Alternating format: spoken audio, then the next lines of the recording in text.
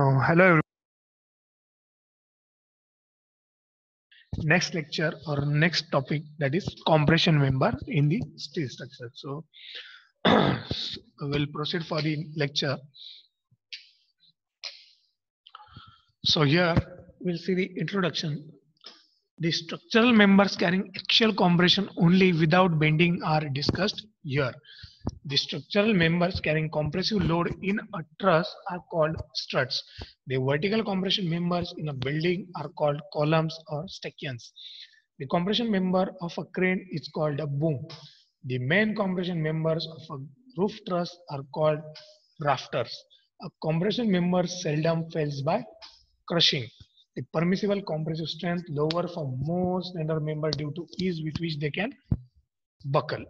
So here they have introduced us with the compression members. So compression members are basically the members or tie members or strut members which carry which carry the compression load in the structure, or which are kept in a structure for sustaining the compression load or for taking the compression stress. Okay, compression load. So compression in roof truss or in barrier columns or any member in roof truss, compression members are in the forms of truss. Okay, in columns they may be also the vertical columns are the vertical compression members. Okay, then the also they have told here that the compression member of a crane is called a boom. So the compression the member which uplifts the load from in the crane, the member having the toe has a very which is sustained to compression. Okay, when it upholds or it lifts the load, because it goes for the under compression when the lift load is lifted in the downward portion of the boom. Okay, the main compression member of a roof truss are called rafters. Yes, rafters are the members below the purlins, which which is supported, which on which there are coverings or roof coverings are supported. Okay, which is very we can say uh, very much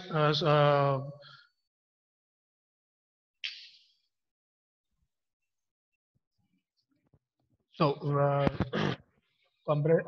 which is very heavy load is to be lifted. So the rafter is to be compression member where on which purlins are kept or fitted, and on purlins roof coverings are just rested. Okay, then compression member seldom fails by crushing. So everyone knows compression member is uh, failed or is break by crushing. In RCC also compression member is failed or broken by crushing, as in RCC member crushing is done in CTM machine. Okay, so the compression cube or the members, compression concrete members are just put in the CTM, and then they are crushed and their compression values are to be taken out. Okay, so the permissible compressive strength for lower for more slender member due to ease with which they can buckle. So the compression members can be more strengthy only if they have the depth and their thickness is more, because when they are to the compression member requires or lifts the or undertakes the member in which their the flap web or the middle portion gets very much or they have the very less strength, and they are sustained to the they are we can say they are undergoing to the buckling, and buckling requires or to resist the buckling there is required to be more thickness and more depth. Okay, more depth of the bar or what maybe or whatever may be the breadth or thickness. Okay, so here they have told that more slender member are easy to buckle. Okay, now then we will see next strength of an axially loaded compression member. The maximum axial compressive load P which can be permitted on compression member is given by P is equal to sigma AC into A. Axial compression load of axial compressive load N. Sigma AC permissible stress in axial compression MPa. A is equal to effective cross-sectional area of the member. Cross-sectional area minus deduction for any hole not filled completely by rivet bolts. So P is equal to that P is axial compressive load. Sigma AC is, as we have studied in tension member also, that is permissible stress, and A is the effective area by deducting the diameter of hole if any. So IS 800 1984 second revision uses the following Marshall-Rankine's formula for sigma AC. So the formula for sigma AC is equal to 0.5 is into FCC into Fy upon FCC raised to n plus Fyn raised to 1 by n, where sigma AC is equal to permissible stress in axial compression, Fy yield stress of steel, FCC elastic critical stress in compression, that is pi square into E upon lambda square. Lambda is equal to slenderness ratio is equal to L upon R. L is equal to effective length of the compression member. R is equal to appropriate radius of gyration of the member. E is equal to modulus of elasticity of steel is equal to 2 into 10 raised to 5. N is equal to factor assumed as 1.4. So they these are the variables and their descriptions. Okay, the sigma AC is permissible stress, Fy is yield stress, FCC elastic critical stress, which has formula of I square into E upon lambda square. Lambda is slenderness ratio, as we have already studied in the previous sections. Okay, so we will go for the next slide. This is the diagram which is required for this is the chart, this is the table which is required for finding out the lambda or the values for lambda or sigma AC by use of interpolation calculation. Okay, in the problems for axial loading problem, will require this table for taking out this lambda AC or sigma AC. Okay. Effective length. The effective length L is derived from the actual length L, capital L, of the compression member on the basis of table 5.2, where an accurate frame analysis is not done. The actual length, capital L, of the compression member shall be taken as the length from the center to center of intersection with supporting members of the cantilevered length in the case of freestanding struts. The procedure given in Appendix A may be used for the determination of effective length more accurately. So here we have this is effective length. Okay, so when the compression members are generally having many restraint conditions and many end conditions, so for the we can't get the while solving the problem we can't take the actual length or the whole length, so we need to be there is need to be derived the effective length which is to be used or which is to be effective in solving the problem. So these are various conditions or restraint conditions or end conditions up to which they have given us the effective length formulas. Okay, so first is effectively held in position and restrained against rotation at both ends. It has 0.65 L length. Okay, so the length given needs to be multiplied by 0.65, and here is the symbol for that condition. Okay, effectively held in position at both ends, restrained against rotation at one end, 0.80 L. That that means here one condition is held in position, and again another is restrained against rotation. The third is effectively held in position at both ends but not restrained against rotation. So rotation restraint, not they have not restrained the rotation, they have just held this or fixed the position at both ends. Okay, effectively held in position and restrained against rotation at one end, and at the other end restrained against rotation but not held in position. So this is not held in position, this is held in position and restrained against rotation, that is fixed, and this is hinged. Okay, so it has 1.20 length. Now effectively held in position and restrained against rotation at one end, and at the other end partially restrained against rotation but not held in position. So this is the condition. So like this there are many conditions, we will deal with very few of these. Okay, so here is also one condition but we'll not see it. Then angle struts. These conditions are general conditions. When we have these problems like of conditions, then we will go to the chart and we'll just see which conditions satisfy our equation, or which conditions is given in our problem or question, and we'll just take out the formula for the yellow. Okay. So now angle struts. For angle struts, the design specifications are slightly different. Table 5.3 gives the effective length, allowable stress, and maximum slenderness ratio for angle compression members depending on end connection. Trusses. In case of bolted, riveted, or welded trusses and braced frames, the effective length L of the compression member is taken as between 0.7 to 1.0 times the distance between centers of intersection depending upon the degree of restraint provided. In the case of the members of truss buckling in the plane of truss or perpendicular to the plane of truss, the effective length is taken as 1.0 times the distance between the point of restraint. So this they have stated about the angle struts and stresses conditions and the various of the properties. Okay, so angle strut, the design special sorry these struts, the effective length, allowable stress, and maximum slenderness ratio for angle compression members depend on end connections for angle struts. We also we can see it in column problems also. Okay, it need to be, or it varies. In stresses condition, they have told that in the case of bolted, riveted, welded trusses and brace frame, the effective length for the compression member is taken in between the 0.7 and 1 times the distance between the center of intersection. Okay, and in the members of truss buckling in the plane of truss or perpendicular to the plane of truss, the effective length is taken as 1.0 the distance between the points of restraint, that is points of intersection or between both the end points. Okay, so here next is the maximum slenderness ratio. Again, there is the condition for or checks for the slenderness ratio. The slenderness ratio L by R should not exceed the given values. Okay, maximum slenderness ratio chart. Okay, type of member: a member carrying compressive loads resulting from dead load and superimposed loads. Maximum slenderness ratio 180 for the member carrying compressive loads resulting from dead load and superimposed load.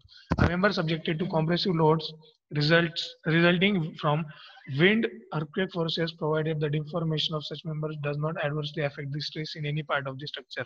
There is 250. A member normally carrying tension but subjected to reversal of stress due to wind or earthquake forces, there is 350. So for the compressive load, what is our check? That is 180. It should not be more than 180. Okay, so compression members connected back to back. Okay, so here we'll see IS 800 1984 recommends following specifications for compression members composed of two components back to back. Tacking rivets: a compression member composed of two angles channels or T's back to back in pointer are separated by a small distance should be connected together by tacking rivet, bolting, or welding so that the slenderness ratio of each member between the connections is not greater than 40 nor greater than 0.6 times the most unfavorable slenderness ratio of the whole strut. In no case should the spacing of tacking rivets in a line exceed 600 mm for such member. Two angles channel or is placed back to back. So you can see here they have given us the slenderness ratio formulas, conditions, and the single angle discontinuous struts, one rivet. Here are the end connection, one rivet and or bolt at each end. So this is the rivet or bolt at each end for single angle. Then their effective length is L. Allowable stress for them is 0.8 into permissible stress. Slenderness ratio is 180. Okay. Then two or more rivets or bolts are welding at both or each end. So here is the diagram, here is the effective length. Okay, sigma AC, and there is no slenderness ratio formula. Okay, double angle discontinuous tagged as per section 5.51. So here connected on the same side of gusset, one rivet or one bolt at each end. So this is the condition, connected on the same side of gusset. So connected on the same side of gusset. Both are connected at same side of the gusset and or Second is the condition one rivet or one bolt at each rivet, like this rivet or bolt at each end, like one rivet only here. Okay, rivets.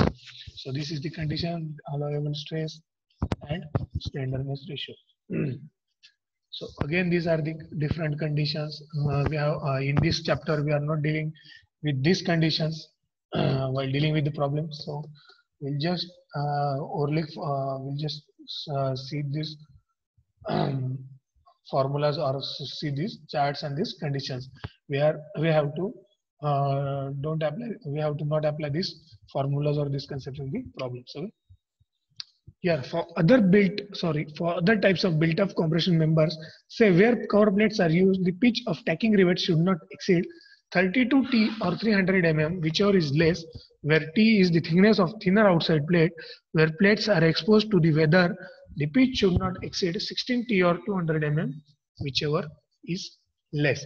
The rivets, bolts or welds in these connections should be sufficient to carry the shear force and moments if any specified for batten struts.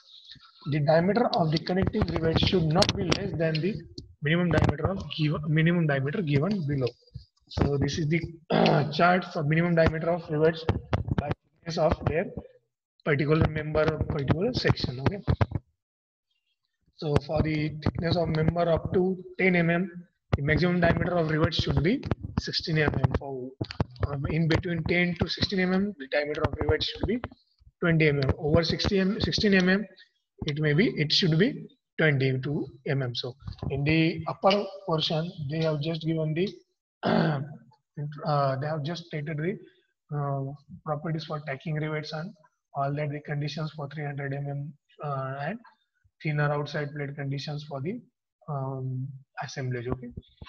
So below that chart, solid packaging or washers should be used for riveting or bolting or welding where the members are separated back to back. The ends of the struts should be connected together with not less than 2 rivets or bolts or their equivalent in welding, and there should not be less than 2 additional connections spaced equidistant in the length of the strut. And minimum 2 rivets or bolts should be used in each connection, one on each line gauge mark where the legs of the connected leg angles or the tables of the connected tees are 125 mm wide or over, or where the webs of the channels are 150 mm wide or over. So in this they have told that the ends of the struts or the ends of the compression members should be connected with at least 2 bolts or 2 rivet connections in welding. Okay, so there should be minimum 2 connections to be connected whenever if they are placed back to back or equidistant in the length. Okay, also they have to say stated that the where the legs of the connected angles or the tables of the connected tees are 125 mm wide, or where the webs of the channels are 150 mm wide or over. Minimum of 2 rivets are required. Okay, where the distance is given as per 125 mm wide, or web channels are 150 mm wide. Okay, so this is the condition. These were the conditions. So now typical cross sections of the compression member. So this is the typical cross section or typical various forms or typical forms of compression members or assemblage of compression members. Okay, so I'll read it. Since the permissible compressive stress for compression member increase with decrease in L by R, that is slenderness ratio, the section should be proportional to have the largest radius of gyration. A circular pipe has best cross section in the regard of the edge as its radius of gyration is highest for given cross sectional area and is equal in all directions. So here permissible stress for compression member increase, sorry, increase with decreasing L by R ratio, means by decreasing by decrease in L by R ratio, the strength is increased now stated here, and also the largest radius of gyration should be used because as you can see the circular pipe is used as a column member at many places. It is applied at many places. The application of circular pipe section as a column is applicable at various sites as it has the largest radius of gyration and it is very strong. Okay. So next is, however, in actual practice, this section is not preferred due to difficulty in joining with other members. Figure shows various types of cross section generally used for compression members. Single angle section is the simplest type of compression member, and in roof trusses and as bracing is in as bracing in plate girder and built up columns. Single angle sections is not economical as its radius of variation is small about the minor principal axis, and the allowable loads are further lower due to eccentricity of the connection. So here they have told that single angle connections are not at all useful, or they are not economical, and in the point of view of strength, in while considering the strengths point of view, it has very small radius of variation. It doesn't prove to be safe or durable. Okay, for compression members of I sections, SC sections are most suitable as the difference between radius of variation about the two axes is the smallest.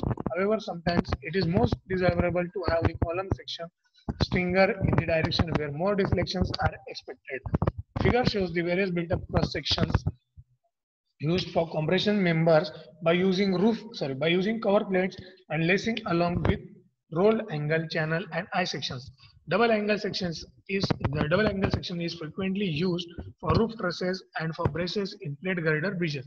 The built up sections using two I sections should be made by using an I section other than the SC section, as it works out to be more economical. The double channel section is generally used in bridges and frames. It has lacings provided on one side to facilitate the entry of gusset plate for end connections. Very heavy column sections can be made by using angle channels and plates. So here they have given us the brief introduction for the built-up section, for the I section, for the SC section, where they are used. Double sections are generally used in bridges and frames. Lacing provided for the gusset plate for the end connection. So these are the brief introduction, and below you can see the various forms of compression members.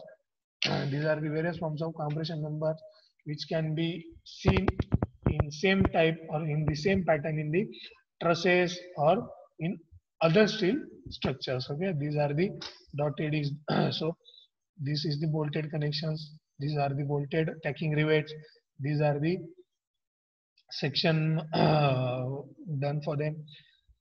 Again, these are typical, and these are very similar to the assemblies to the tension members. Okay, so this was all about the introduction, theoretical introduction of compression members. Okay, thank you.